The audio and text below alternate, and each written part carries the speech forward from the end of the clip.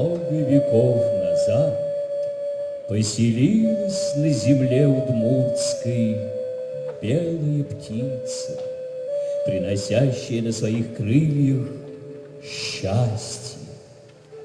И Инмар, верховный бог, крепко-накрепко наказал людям стеречь ее. Обрадовались люди, спрятали птицу в великом святилище, берегли ее от дурного глаза и чужого голоса.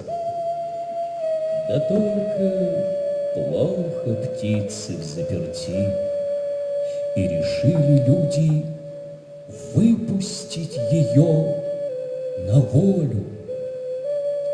А белая птица счастья не улетела, и гнездится она теперь почти в каждом доме.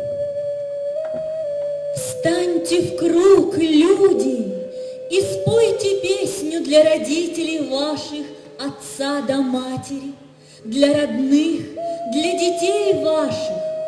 Пусть счастье будет в каждом доме, дружно жить будете, легко жить будете.